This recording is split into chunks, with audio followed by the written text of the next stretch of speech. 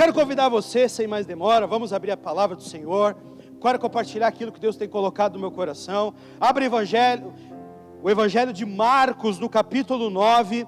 Nós vamos ler a partir do versículo 14. Vou estar lendo na NAA, né, a versão aqui. Na versão da casa, Nova Almeida atualizada. Caso você tiver sem Bíblia, você pode acompanhar aqui também, vai estar sendo projetado, né?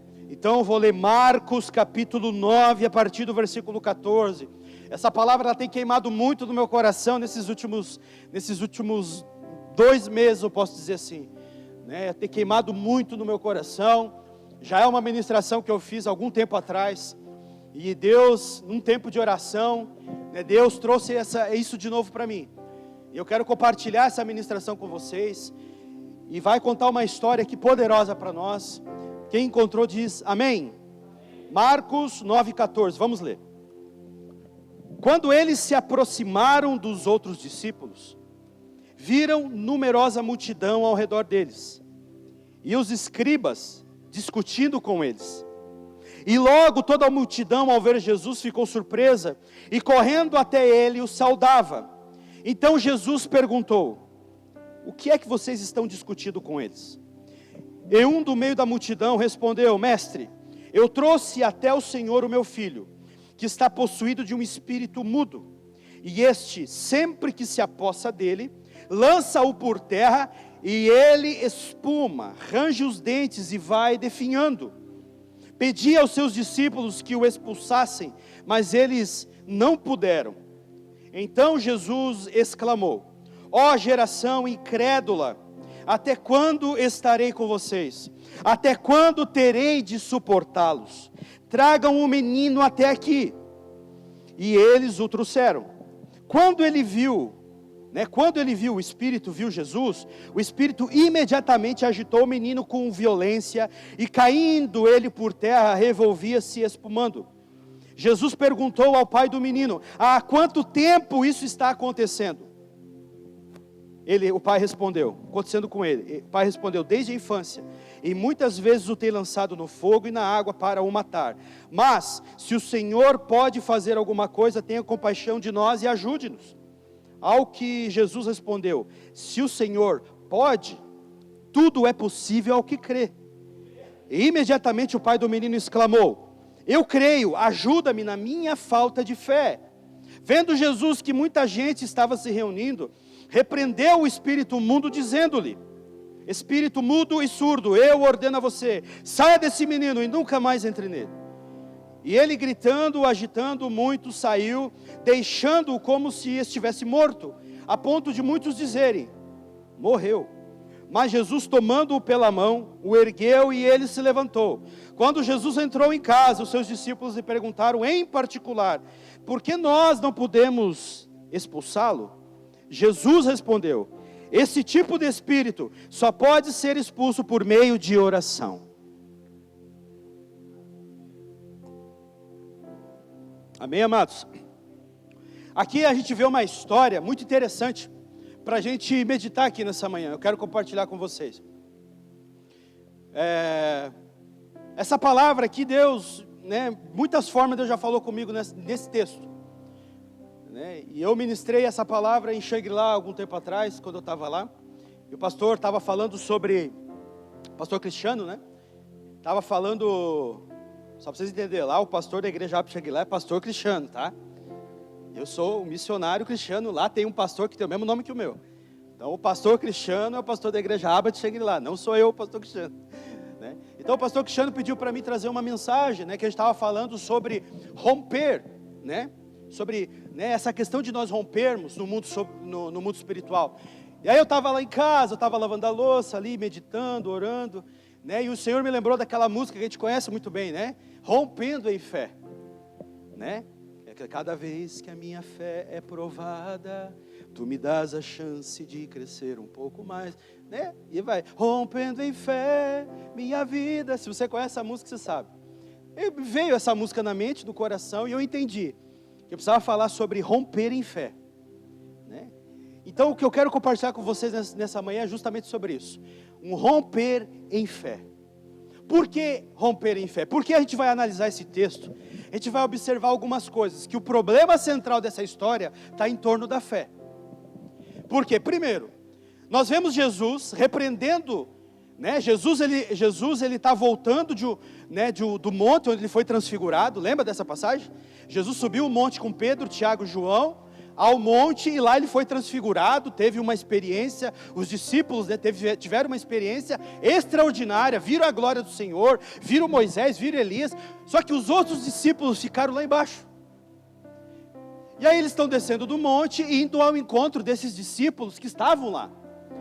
E quando estão se aproximando deles, tem uma multidão ao redor deles, está acontecendo ali uma situação, e Jesus já entra na história e pergunta: o que vocês estão discutindo com meus discípulos? Aí um pai já se coloca ali e conta a história do que está acontecendo. Olha, eu trouxe o meu filho ele é possesso de um espírito mudo, surdo, que quando se apossa dele, né, é uma situação terrível. Então o pai está desesperado com aquela situação e veio até Jesus buscar ajuda. E aí o pai disse assim: ó, eu trouxe até os teus discípulos, mas eles não puderam expulsá-lo. Aí Jesus ele faz um primeiro desabafo. O primeiro desabafo de Jesus é assim, olhando para aquela situação, ele diz: ó geração incrédula, até quando eu vou ter que suportar isso? Jesus ele faz um desabafo com relação à incredulidade da sua geração. Ele diz: até quando eu vou ter que suportar a incredulidade? Sabe, amados, a incredulidade, ela é algo que nós temos que combater. Sabe, é algo que traz uma indignação no coração de Deus. A incredulidade, ela traz uma indignação no coração de Deus. E a incredulidade, ela é um pecado. Abra comigo Hebreus capítulo 3. Hebreus capítulo 3, a partir do versículo 12. Olha só a seriedade da incredulidade. Hebreus 3, 12 vai dizer assim, já começa dizendo assim: tenham cuidado, irmãos. Diga comigo: tenham cuidado, irmãos. Olha para o irmão que está ao teu lado e diz: irmão, tenha cuidado. O que tem que ter cuidado? Então já começa dizendo sobre algo que nós temos que ter cuidado. O que é? Para que nenhum de vocês tenha um coração mau e descrente. A versão Revista Atualizada vai dizer: um coração perverso e incrédulo. Põe na área lá para mim, por favor, Igor. Vamos ver se... Na Almeida Revista Atualizada, é a área, né? Essa versão. Aqui fala mal e descrente. Aqui... Obrigado. Tende cuidado, irmãos, jamais aconteça haver em qualquer de vós perverso coração de incredulidade que vos afaste do Deus vivo. Então há um coração perverso de incredulidade nos afasta do Deus vivo. Presta atenção. A Bíblia diz que sem fé é impossível você e eu, nós agradarmos a Deus. Impossível. Sem fé. A Bíblia diz que aquele que se aproxima de Deus precisa crer que Ele existe e que Ele é galardoador daqueles que o buscam. Então, a fé nos aproxima de Deus. Agora, a incredulidade te afasta dele. Está escrito aqui, ó. A incredulidade te afasta do Deus vivo. Diga assim: a fé me aproxima de Deus. A fé te aproxima de Deus. Agora, um coração incrédulo, a Bíblia está dizendo que é um coração perverso, um coração mau. Sabe, amados, a fé, a Bíblia diz que a fé vem pelo ouvir o quê? A palavra. Enquanto você está ouvindo a palavra nessa manhã, você está recebendo fé. Só que deixa eu te dizer algo: a incredulidade, ela anda pelo mesmo caminho. Se a fé vem pelo ouvir, a incredulidade também vem pelo ouvir. Então, irmão, a primeira coisa que você tem que entender: cuida com quem tu está andando. Preste atenção com quem você se relaciona. São pessoas que estão estimulando, motivando a tua fé, ou estão gerando incredulidade em você? Porque, irmãos, deixa eu terminar de ler o texto, depois eu vou fazer um comentário. Estou no 12, o 13. Pelo contrário, anime-se uns aos outros todos os dias, durante o tempo que se chama hoje, a fim de que nenhum de vós seja endurecido pelo engano do pecado. Porque temos nos tornado participantes de Cristo. De fato, guardamos se de fato guardamos firme até o fim a confiança que desde o princípio tivemos. Como se diz, hoje se ouvirdes a sua voz, não endureça o coração como foi na rebelião. E quem foram os que ouviram e mesmo assim se rebelaram? Não foram todos os que saíram do Egito por meio de Moisés? E contra quem Deus se indignou durante 40 anos? Não foi contra os que pecaram, cujos cadáveres caíram no deserto? E a quem jurou que não entrariam no seu descanso, senão aos que foram desobedientes? 19. Assim vemos que não puderam entrar por causa do quê? Diga mais alto. Incredulidade, irmão. Não puderam entrar. Então, está fazendo uma clara referência ao povo que saiu do Egito. Deus liberta um povo do Egito, porque eles clamaram para sair de lá. Agora eles estão andando no deserto, caminhando em direção a uma terra que Deus prometeu. E aí chega lá em Números capítulo 13, Moisés separa 12 espias. 12 homens a qual ele diz assim, agora vocês vão ver como é que é a terra e voltem trazendo esse relatório. Aqueles homens vão, depois de 40 dias eles retornam. E aí trazem até o fruto, né? Trazem fruto, trazem a prova. Eles falam, olha, a terra boa, como Deus diz. Né? Tudo que Deus falou é verdade. Só que daí a Bíblia diz que eles começaram a infamar a terra. Eles começaram a falar assim, lá tem gigante, lá tem muralha, lá tem isso, a gente vai ser esmagado, a gente é pequeno, a gente não vai conseguir. Irmão, eles conseguiram contaminar toda uma geração. Por causa da incredulidade. 10 homens apenas, contaminaram milhares de pessoas. Que morreram no deserto. Só precisou de 10 homens. E você percebe que o povo que estava no deserto nem viu o que, né? Eles não foram eles que viram. Eles estavam apenas ouvindo. Por isso que eu falo, a incredulidade também vem pelo mesmo caminho. Josué e Caleb até tentaram se posicionar, né? Josué e Caleb, não, fica quieto, nós vamos esmagá-los como pão, Deus é conosco, vamos para cima. Mas aí já era tarde demais, porque todo mundo já estava começando a chorar. Ai, vamos voltar para o Egito, vamos voltar para trás. Morreram tudo. Assim também muitos de nós temos promessas de Deus, mas não estamos acessando isso por causa da incredulidade. E assim como o povo vão acabar morrendo no deserto, não porque Deus quer, mas porque você se posicionou assim. Você quis assumir um posicionamento de incredulidade. E por isso vai morrer sem viver a promessa. É isso que você quer, meu irmão? Acho que não, né? Então precisa sair desse lugar. Em nome de Jesus, você tem que sair daí, querido. Deus te dá a palavra, Deus já falou o que você tem que fazer, e você não sai daí. Fica nesse terreno de incredulidade, está morrendo no deserto. Está morrendo. Eu tenho promessa, mas não crê. É um perigo, irmão. Sai desse lugar. Então Jesus, voltando ao texto inicial, Jesus lá em Marcos capítulo 9, Jesus ele repreende toda uma geração por causa da incredulidade. Aí vem o pai do menino. O pai do menino também estava com problema de fé. O pai do menino trouxe até Jesus o seu filho. Ele estava desesperado. E aí eles dizem assim, eu trouxe até os teus discípulos, não puderam expulsar. Olha o que o pai do menino fala. Jesus, se tu podes fazer alguma coisa, me ajuda. Jesus chega perto do pai e diz assim, se podes, tudo é possível ao que crê. Diga assim, tudo é possível ao que crê. Irmão, Jesus está olhando para aquele pai e está dizendo assim, você só está terceirizando a tua responsabilidade de crer. Você jogou na costa dos meus discípulos que não puderam expulsar. Agora você está jogando para mim. O problema está na tua fé. Muitas vezes a gente terceiriza, pastor. Não que o pastor não vai orar, não que o pastor não vai te ajudar. Mas muitas vezes a gente terceiriza a nossa responsabilidade de crer na vida dos outros. Eu levei até no pastor, o pastor não deu conta.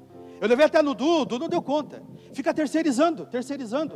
Sendo que muitas vezes o que Deus está tentando mover em você é a tua fé.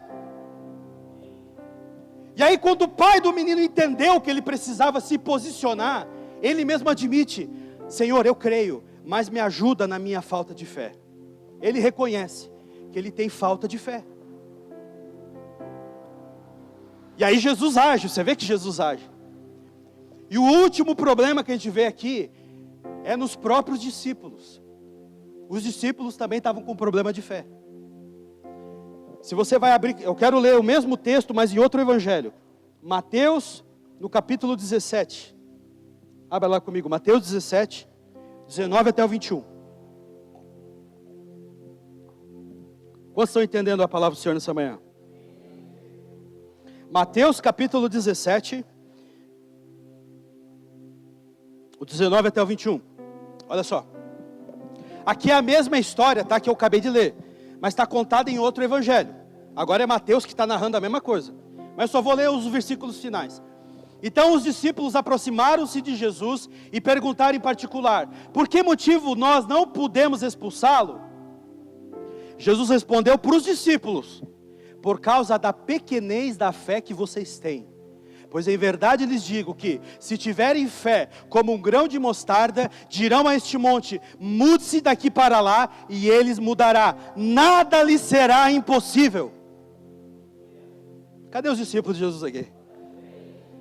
Nada nos será impossível, irmão. Irmão, Jesus está respondendo agora para os discípulos em particular, porque eles também ficaram com dúvida assim: por que a gente não conseguiu expulsar esse demônio? Jesus agora explica: por causa da pequenez da fé que vocês têm. Mais um problema de fé. É a incredulidade de toda uma geração, é a falta de fé do pai do menino, e agora os discípulos também estão com problema de fé. E Jesus fala: uma pequena fé. O que é uma pequena fé? Eu quero ver com você. O que é isso? Abra lá Mateus capítulo 14, versículo 28 até o 31. Então o que é uma pequena fé? Vamos entender isso. Mateus capítulo 14, do versículo 28 até o 31. Então Pedro disse, se é o Senhor mesmo, manda que eu vá até aí, andando sobre as águas. Sabe aquela passagem que Pedro andou sobre as águas? Né? É essa passagem que a gente está falando aqui. Continua. Jesus disse: venha. E Pedro, descendo do barco, andou sobre as águas e foi até Jesus. Olha que extraordinário.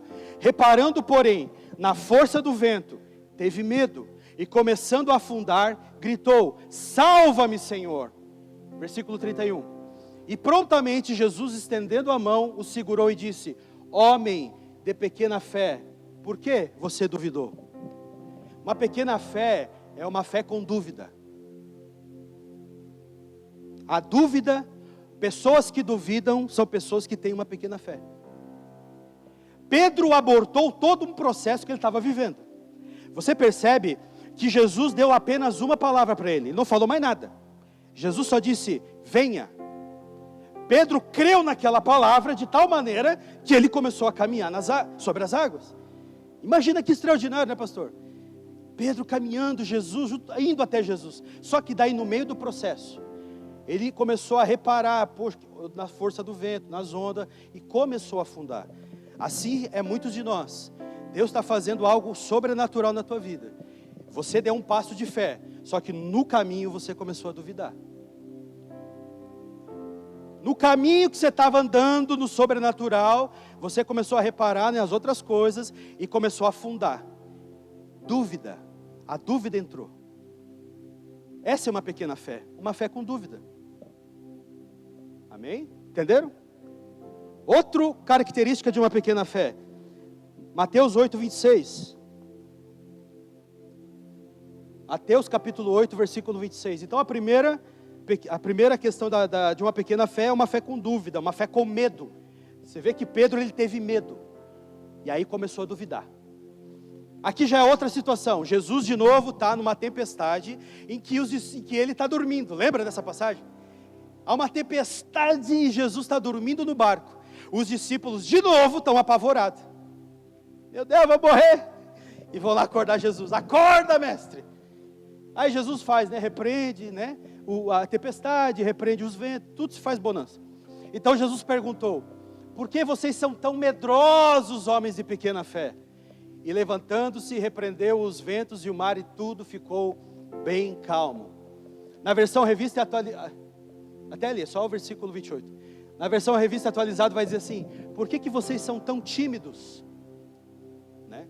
Se botar lá na área, vai passar esse versículo lá. Por que vocês são tão tímidos? Aqui, ó. Por que vocês são tão tímidos? Uma pequena fé é uma fé tímida, sem ousadia. Sem ousadia. Sabe? Uma fé sem ousadia. Eles ficaram com tanto medo do que estava acontecendo, que eles ficaram sem ousadia. Timidez, sabe? Não tiveram coragem para agir. Essas são características de pequena fé. E aqui, irmão, eu não estou apontando para você que você tem uma pequena fé, o que você tem. Eu estou mostrando pela palavra, e que o Espírito Santo, né, revele cada coração aqui. Se você está percebendo que há dúvida aí, que você percebe que há timidez na tua fé, a gente vai entender o que a gente vai precisar fazer. Mas primeiro precisa abrir teus olhos. A incredulidade não é um pecado que te afasta de Deus. Uma pequena fé te rouba do sobrenatural. Uma pequena fé faz você ser tímido. Faz você não tomar posse da tua cura, do teu milagre, daquilo que Deus vai fazer na tua vida, porque você fica sem coragem, sem ousadia. A mesma questão dos discípulos. Então, amados, Deus, Ele está nos trazendo nessa manhã um entendimento que nós precisamos crescer em nossa fé. Quem está disposto a crescer na sua fé aqui? Agora Jesus vai dar exemplo. Eu falei de pequena fé, mas vamos ver o exemplo de uma grande fé. O exemplo de uma grande fé. O que é uma grande fé então? Vamos lá. Mateus capítulo, o primeiro exemplo na palavra aqui. Mateus 15, do 21 até o 28. Vamos ver 2 exemplos aqui, pelo tempo que nos permite, né? Teria outros exemplos, mas aqui já é o suficiente. Mateus capítulo 15, do 21 até o 28. Saindo dali, Jesus foi para a região de Tiro e Sidom. E eis que uma mulher cananeia, que tinha vindo daqueles lados, clamava: Senhor, filho de Davi, tenha compaixão de mim, minha filha está horrivelmente endemoniada. Olha só, Jesus, porém, não lhe respondeu palavra. Eu acho muito interessante esse texto. Tem uma mulher, imagina você, mulher, gritando, porque essa mulher está gritando, ela está clamando. Clamar é gritar, né? Falar em voz alta. Essa mulher, ela está atrás da cura da sua filha, que está terrivelmente endemoniada. Ela vê Jesus, ela começa a gritar: Senhor, filho de Davi, tem compaixão de mim. Gostaria que uma mulher gritasse, talvez, que seria mais bonito do que eu falando, né? Talvez uma... Ela não grita. Mas imagina você, mulher, gritando, falando, desesperado, buscando ajuda. E Jesus não lhe respondeu palavra nenhuma. Jesus ficou quieto, não falou nada, não deu nada, continuou andando, né? Isso eu acho interessante. Presta atenção nos detalhes do texto. E vai dizendo assim, no 23. Então os discípulos se aproximaram e disseram: mande-a embora, pois ela vem gritando atrás de nós. Os discípulos estão incomodados com aquela fiasqueira, né? Vamos dizer assim, né? Os discípulos estão incomodados com aquela mulher gritando atrás deles. Aí os discípulos, Jesus, pelo menos manda a mulher embora, ela está, né? Olha o mico, né? Manda essa mulher embora. Aí Jesus vai explicar o porquê que ele não está atendendo ela. Mas Jesus respondeu: eu não fui enviado senão as ovelhas perdidas da casa de Israel. Jesus começa a explicar por que eu não estou atendendo essa mulher, né? Porque ela é uma mulher cananeia, ela não é de Israel. Jesus foi enviado apenas para as ovelhas da casa de Israel. Chegaria o tempo em que a porta se abriria para todos, mas aquele era o momento específico em que Jesus estava atendendo exclusivamente Israel. Primeiro para o judeu, depois o grego, né? Primeiro para os israelitas, depois para toda a terra. Ela, porém, veio e o adorou dizendo: Senhor, me ajuda. E ela está ouvindo o que Jesus está falando. Não é correto, Jesus respondeu para ela, agora olha só, agora Jesus começa a falar com a mulher. Não é correto pegar o pão dos filhos e jogar aos cachorrinhos. Irmão, você está entendendo o nível dessa conversa aqui? Né? Jesus está dizendo assim: o pão é dos filhos, né? O cachorrinho aqui é aquele, sabe aquele cachorrinho de estimação que você tem em casa, que está ao redor da mesa, né? Está toda hora ali pegando aqueles restinhos de comida que está no chão. Jesus está falando isso para a mulher. Eu digo que talvez muitas ficariam ofendidas, né? E sairiam. Que esse homem pensa que é? Me chamando de cachorrinha. Vou embora. Você está entendendo? Olha só, irmão. Presta atenção no texto que a gente está lendo. Por mais que aquele cachorrinho seja querido da família, né? É um cachorrinho de estimação, mas não é filho. Você está entendendo? Não é filho. Aí a mulher, olha só a resposta dessa mulher. A mulher disse: é verdade, Senhor, pois os cachorrinhos comem das migalhas que caem na mesa dos seus donos. Então Jesus exclamou: mulher, grande fé você tem. Que seja feito conforme você quer. E desde aquele momento a filha dela ficou curada. Irmão, é extraordinário o que está acontecendo aqui. Essa mulher, ela conseguiu acessar, romper em fé. Sabe, mesmo ela tendo, ela entrou no jogo de Jesus, pastor. Ela entrou naquele jogo. Não é lícito tirar pão dos filhos e jogar o cachorrinho. Ela entendeu, tá bom, vou por esse caminho. Mas os filhos, deixam cair as migalhas. Para mim já tá bom as migalhas. Eu gosto muito de uma frase do pastor Lúcio Santos Subirá que diz assim: irmão, se as migalhas já são suficientes para gerar cura e libertação na vida das pessoas, o que não está disponível para nós que está quando nos assentarmos à mesa como filhos? Se apenas migalhas que caem das mesas já é suficiente para gerar libertação, imagina o que não está disponível para nós quando a gente se assentar na mesa como filho. Então a gente não está usufruindo tudo que está disponível. A mulher só precisou das migalhas. Ela entendeu o princípio e recebeu. Grande é a tua fé. Você está disponível a ter uma fé assim, irmão? Eu creio que sim. Vamos ler um outro texto? Lá em Mateus capítulo 8, versículo 5. Vai contar uma outra história de fé, de grande fé. Só que agora vai falar de um centurião. Tendo Jesus entrado, 8:5, tá? Mateus 8:5. Tendo Jesus entrado em Cafarnaum, um centurião se aproximou dele, implorando: Senhor, o meu servo está na minha casa de cama, paralítico, sofrendo horrivelmente. Jesus lhe disse: eu vou curá-lo. Jesus se prontificou: eu vou curá-lo. Mas o centurião respondeu: Senhor, eu não sou digno de recebê-lo em minha casa.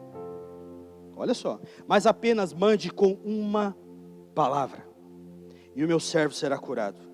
Porque também eu sou um homem sujeito à autoridade. Tenho soldados às minhas ordens e digo a este: vá, e ele vai, a outro: venha, e ele vem, e ao meu servo: faça isso, e ele faz. Ao ouvir isso, Jesus ficou admirado e disse aos que o acompanhavam: em verdade lhes digo que nem mesmo em Israel, olha só o que Jesus está falando, encontrei fé como essa.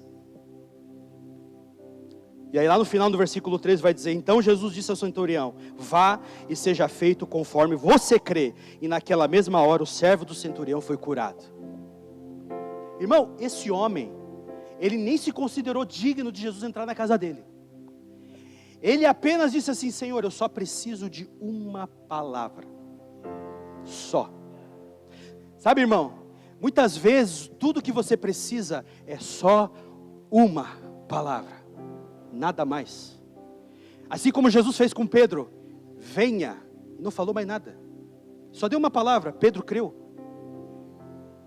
Sabe, às vezes as pessoas: Deus, fala comigo, fala comigo, fala comigo. Deus já te deu uma palavra, você precisa agir em cima dessa palavra agora. Esse centurião entendeu: olha, eu sou um homem sujeito à autoridade. O que ele está dizendo? Eu me submeto aos meus que estão acima de mim, mas eu também tenho homens que estão debaixo da minha autoridade.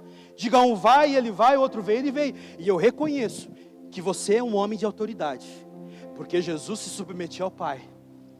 E lá no final, quando Jesus ressuscita, ele diz assim: toda autoridade me foi dada no céu e na terra.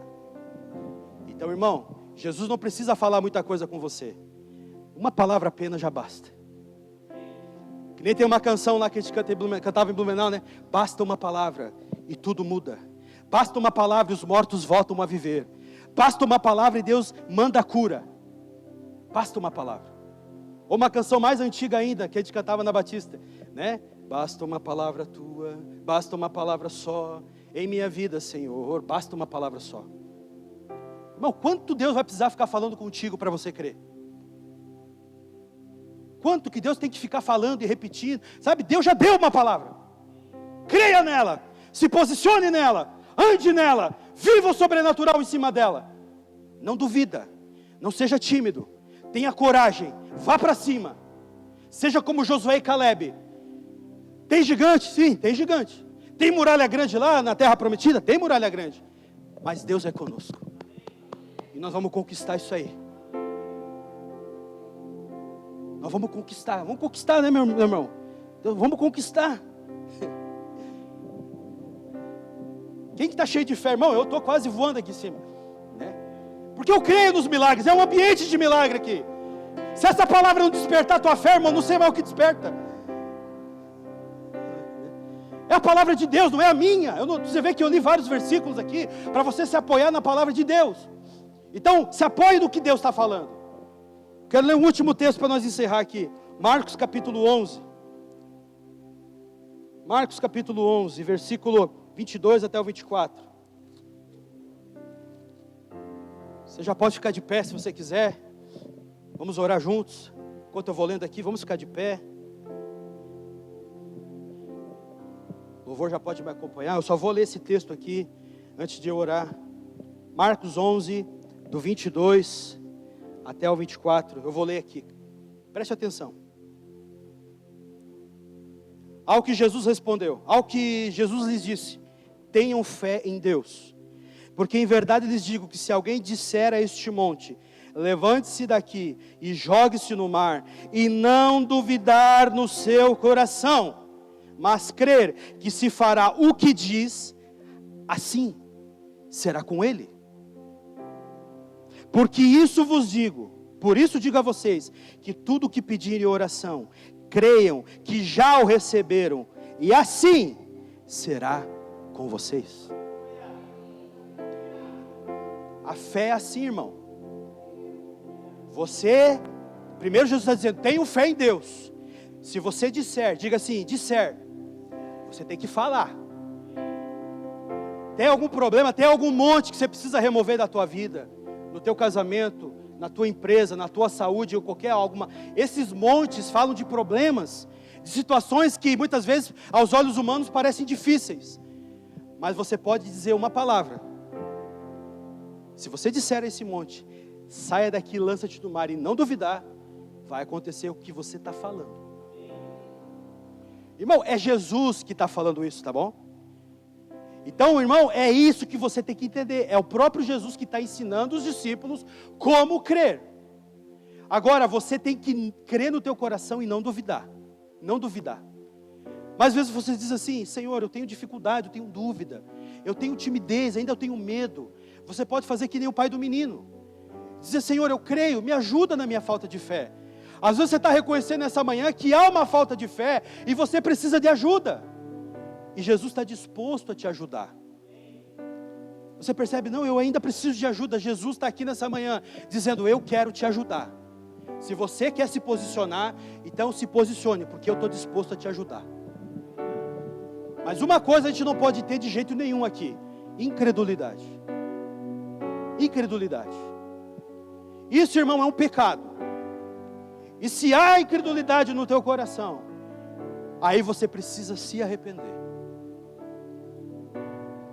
Se arrepender, pedir: Senhor, me perdoa, porque eu estou andando nesse lugar que está me afastando cada vez mais de Ti, e eu não quero mais andar nesse lugar. Eu não quero ser como aqueles homens que viram a terra e voltaram falando para os outros que não poderiam tomar posse daquilo, porque não creram e morreram no deserto.